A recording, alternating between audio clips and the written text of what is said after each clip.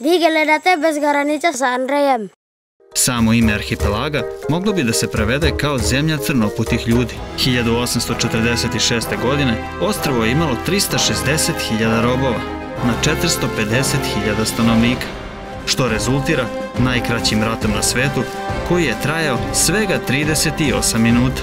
Princezina poseta bila je želja krune da se pokaže kolonijama da imaju njihovu podršku. Danas su na Zanzibaru uglavnom etnički Svahili.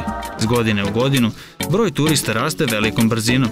U nekim selima postoje i farme za uzgoj morske trave, džinovske kornjače poreklom sa Sejšela, jedne od najdugovečnijih životinja na zemlji. Mislim da je pijaca jedan od najboljih mogućih načina da upoznate život lokalne zajednice. Žene odevene u tradicionalne kange prekrivene hidžabima. A desi se nekad da bude čak samo jedna patika ili jedna cipela i to je verovali, i to si verovali ne isto prodaje. Evo stigla mi je i druga. Andrejeve pustolovine pratite i na Instagramu.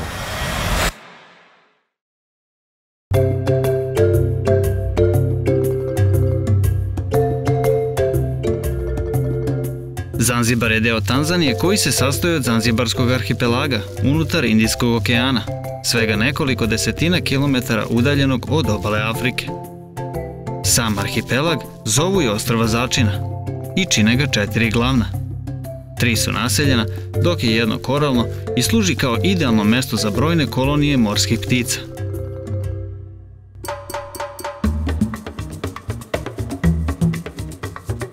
Najveća, a ujedno i najvažnija ostrva su Unguđa i Pemba. Unguđa je najveće ostrvo arhipelaga i zovu ga jednostavno Zanzibar.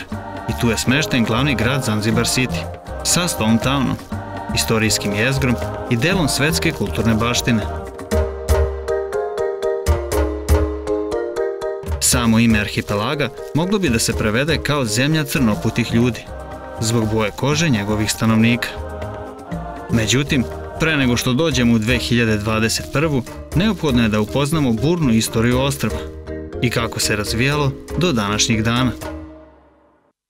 Pronalazak mikrolita, odnosno praistorijskog kamenog oruđa jako malih dimenzija, dokaz je da su ljudi na njemu živeli najmanje 20.000 godina, što je bio početak kasnog kamenog doba.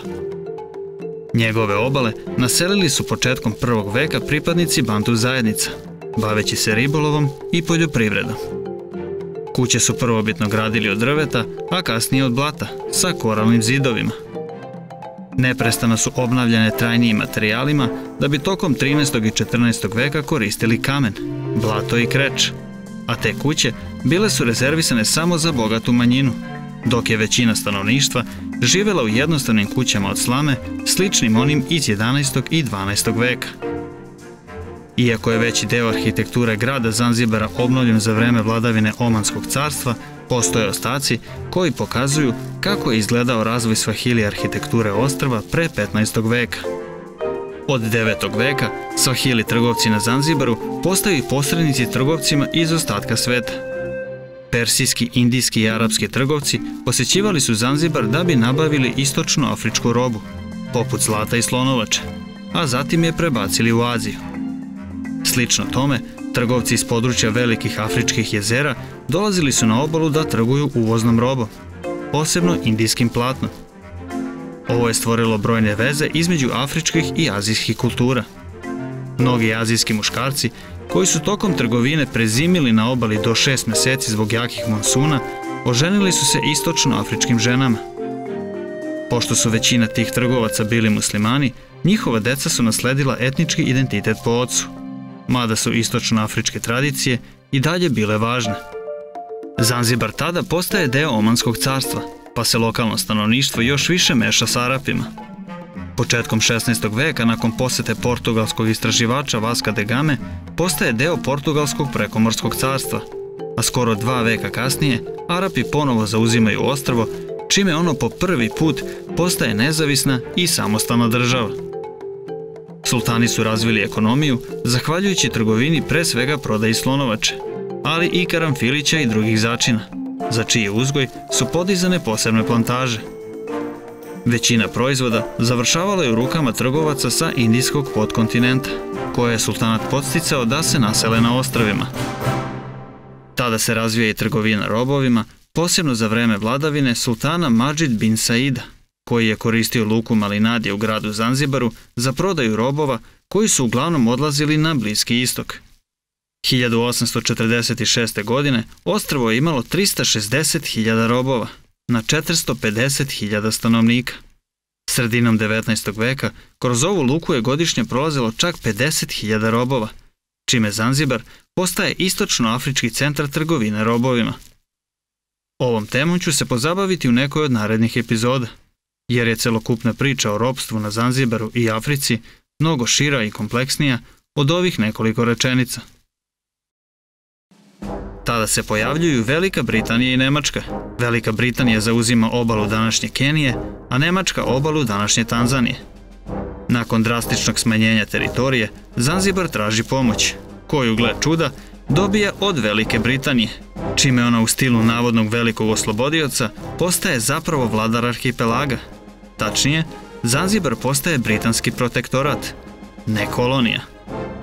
Međutim, nakon smrti sultana, njegov nećak preuzima vođstvo države bez pitanja Velike Britanije, što rezultira Anglo-Zanzibarskim ratom 1896. najkraćim ratom na svetu, koji je trajao svega 38 minuta. Britanska kraljevska mornarica uništila je jedini njihov brod, iskrcala se na trg i srušila palatu, a sam sultan pobegao u Tanzaniju. Na njegovo mesto dolazi kalifa bin Hareb, 9. zanzibarski sultan, naravno pro-britanski orijentisan, što je dovelo do procvata veze sa britanskom krunom, pa je sam sultan 1929. posetio Englesku, a princeza Margaret, rođena sestra kraljice Elizabete koja je i dan danas na čelu kraljevske porodice, uzvratila je posetu sultanu 1956. kada polako u afričkim zemljama počinje da se budi svest o nezavisnosti od kolonijalnih imperija, među kojima je bila i sama Velika Britanija, posjedujući veliki broj kolonija na afričkom tlu. Dakle, princezina poseta bila je želja krune da se pokaže kolonijama da imaju njihovu podršku. Ali, ispostavit će se da su to bili uzaludni pokušaji krune da zadrže kolonije na najstarijem kontinentu. Tenzije su sve veće uz nezadovoljstvo lokalnog življa, pa su česti nemiri između bantu crnaca i arapskih feudalaca koji su zapravo vodili zemlju preko sultana bili uobičajena pojava.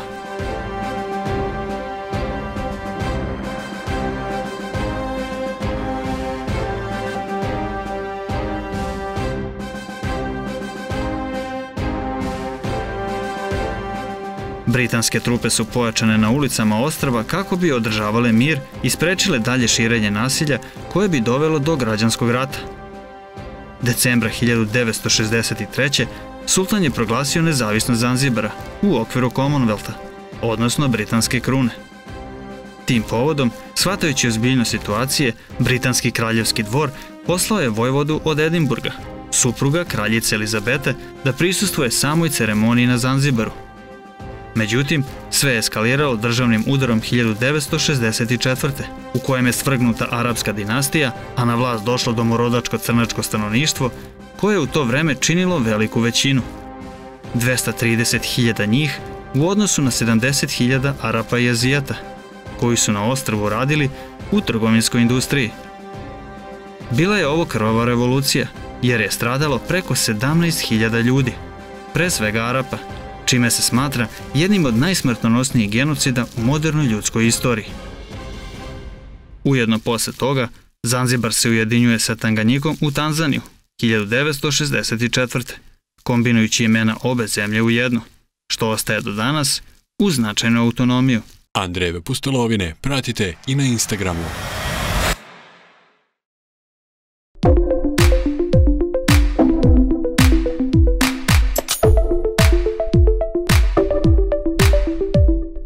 Manga! Trip! Jej!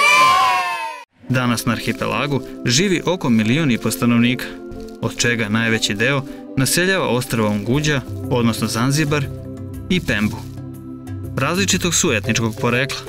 Prvi stalni stanovnici Zanzibara bili su zapravo preci bantu crnaca, koji su počeli da pristižu sa kopna iz područja afričkih velikih jezera, oko 1000. godine. Pripadali su raznim etničkim grupama na kopnu, a na Zanzibaru su uglavnom živjeli u manjim selima i zajednicama. Tokom kratkog perioda nezavisnosti Zanzibara ranih 1960-ih, glavni politički raskol bio je između Širaza, odnosno Afrikanaca Zanzibara, koji su činili približno 56% stanovništva, i Arapa, kojih je bilo 17%. Danas su na Zanzibaru uglavnom etnički Svahili, stanovništvo Bantu porekla subsaharskih Afrikanaca, ali ima i Arapa, Somalijaca i Indijaca. Zanzibarci govore Svahili, Bantu jezik koji se široko govori u području afričkih velikih jezera. Ujedno je nacionalni i službeni jezik Tanzanije. Dijalekt Svahilija, kojim se govori na Zanzibaru, naziva se Kiunguđa i ima visok procenat reči preuzetih iz arapskog jezika. Mnogi lokalni stanovnici također govore arapski, engleski, francuski i italijanski. Glavna religija je islam sa čak 99%. U prvoj polovini 19. veka omanski sultani su u Zanzibar uvozili karanfilić sa Molučkih ostrva, koji su danas u sastavu Indonezije, pa je arhipelag vrlo brzo postao vodeći svjetski proizvođač karanfilića, ali od 1970-ih opala je prodaja za 80%. Glavni krivci ovog pada su brzi razvoj globalnog tržišta, međunarodna konkurencija i neuspjeli eksperimenti Tanzanije sa socijalizmom 60. i 70. godina, kada je vlada kontrolisala cene i izvoz karanfilića. Zbog toga danas Zanzibar svetu isporučuje svega 7% karanfilića, što je daleko manje od indonežanskih 75%. Danas Zanzibar uglavnom izvozi začine poput karanfilića, cimeta, muskatnog oraščića i crnog bibera, kao i alge, ali najveći prihodi su od turizma, čak 25%. Vlada ulaže maksimalne napore da promoviše Zanzibar kao najbolju destinaciju u Indijskom okeanu, što im i polazi za rukom, jer iz godine u godinu broj turista raste velikom brzinom.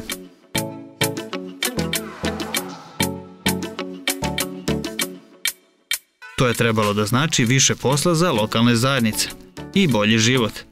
Ali zajednice su bile svedoci sve veće degradacije životne sredine i smanjenja pristupa morskim i obalnim resursima, koji su, pogađate, centar turističkih aktivnosti.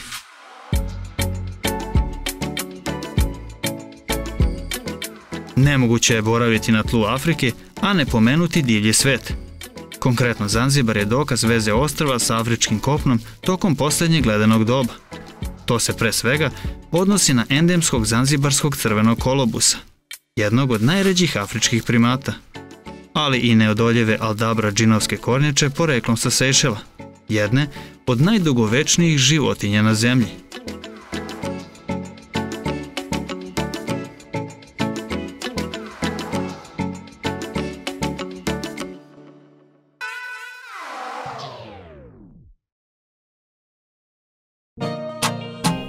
Sada kada su vam mnoge stvari jasnije, vreme je da istražimo Zanzibar na najbolji mogući način.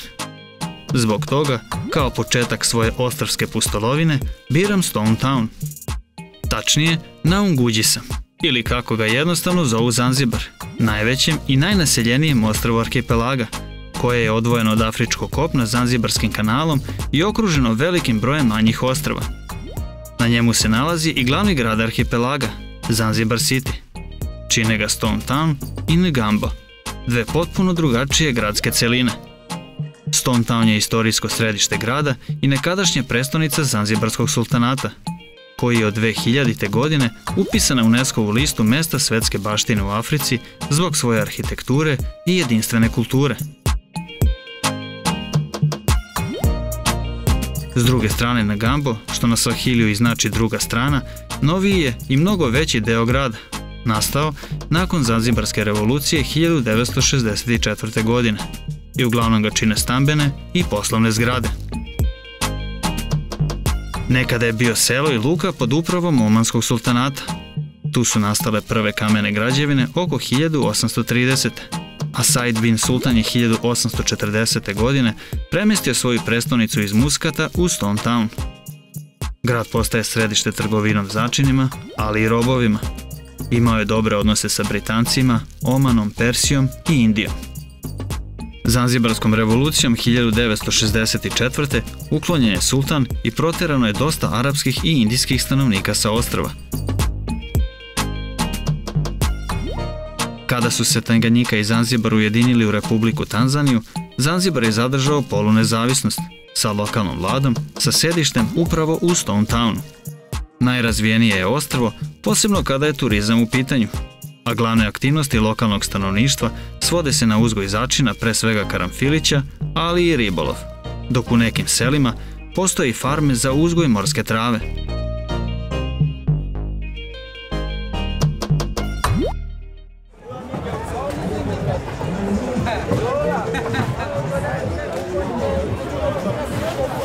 A moj prvi kontakt sa neopisivom energijom ostrvskog života je u najprometnijem delu istorijske četvrti grada. 4 sata u Stone Townu je i idealno vreme da se otvori pijaca. Na osnovu svog dosadašnjeg iskustva na svim putovanjima na kojima sam bio, mislim da je pijaca jedan od najboljih mogućih načina da upoznate život lokalne zajednice, jer šta sve možete vidjeti na pijaci, apsolutno sam siguran da ne možete vidjeti ni na jednom drugom mjestu ukoliko dođete da poznajete neku zemlju. Tako da, pijaca je pravo mjesto za upoznavanje Zanzibaraca u ovom slučaju. Ovaj deo pijace, ovo je sve Darađani pijaca. Preko puta se prodaje voće, povrće, meso i riba. Ovo ide ovde. Ovo je na neki način, ovo je buvlja pijace. Ovdje se prodaje sve polovna roba i naravno ovaj deo pijace je uvek puniji nego onaj preko puta. A ovdje su lokalci koji, kažem, za male pare mogu da pazare stvari koje su im potrebe. Naravno, ovdje ima deo, kao što vidim, ja što trenutno vidim mobilne telefone, digitrone, kablove. U suštini, kad malo bolje razmislim, podsjeća me na onaj deo buvlje pijace kod Buvljaka na Novom Beogradu, samo što je ovo malo na ozbiljnijem nivou u smislu količine polovne robe koja se ovdje nalazi. A, nemojte da vas zbuni ovo što sada trenutno nije ovolika gužva. Ovdje je definitivno najveća gužva negde oko 6, kada se svi raspakuju i kada malo zađe sunce, jer ovdje na Zanzibaru ljudi generalno ne vole toliko sunce i uglavnom kada je visoka temperatura, uglavnom su svi u svojim domovima, skrivaju se od sunca, a kada zađe sunce, kažem, otprilike za nekih 1 sat vremena, ova pijaca će biti prepuna i to ćete vidjeti u nastavku emisije. A do tada dobio sam čak i ponudu šaljivog trgovca koji je želeo da menja ovu, kako on kaže, raritetnu Sonyjevu kameru za moj novi Lenovo laptop. Bila bi to najuspešnija prodaja za njega, apsolutno sam siguran, ali sve je ostalo na osmesima i pozitivnoj atmosferi, kakva je generalno na ostrvu među Zanzibarcima.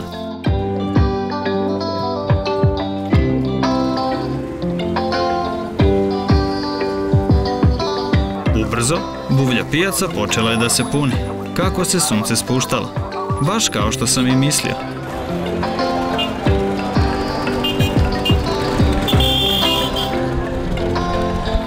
Svi su krenuli u ulični šoping, žene odevene u tradicionalne kange prekrivene hidžabima, dok su muškarci uglavnom u modernoj odeći, a samo poneki stariji nose kofije, prepoznatljive tradicionalne kape.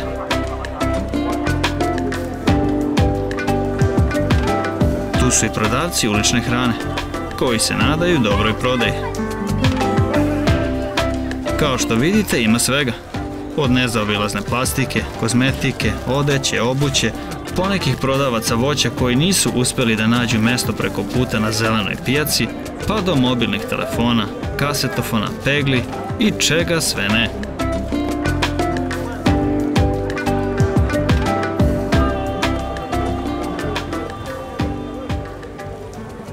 Dosta toga mi nije bilo jasno, poput ove situacije, jer sigurno sam ih zbunio kamerom.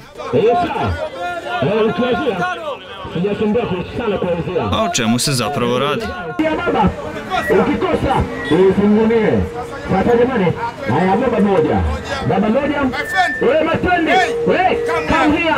Ovo što se trenutno dešava je ništa ništa drugo, već ulična prodaja, odnosno ulična rasprodaja na Buvljoj pijaci.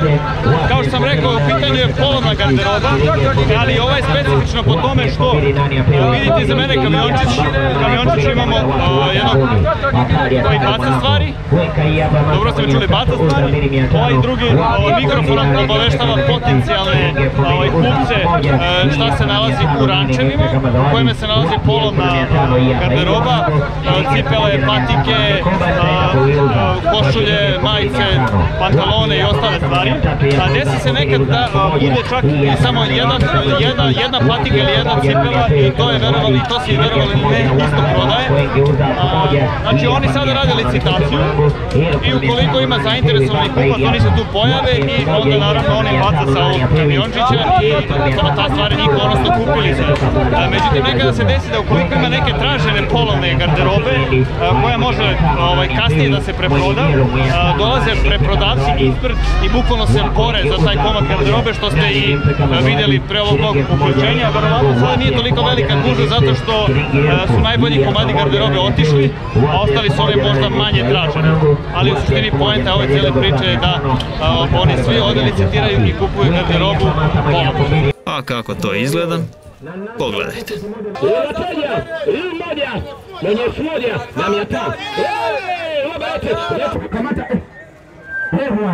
Baba, manaoso, sauti, discount, kaongea Kiruga, kamata bulo, na Maria mimi, kamata bulo, na anaja mimi, asa baba, fanya kitu moja, 11, hebu ongeza zawadi. Veče sam dočekao na čuvenom noćnom marketu Forozani, ali o tome u narednim epizodama. Evo, stigla mi je i druga. Andrejeve pustolovine pratite i na Instagramu. Ja sam samo običan čovjek. Ja sam učinio da tvoje srce lupajače. Za sebe imam izgovora jer mogu.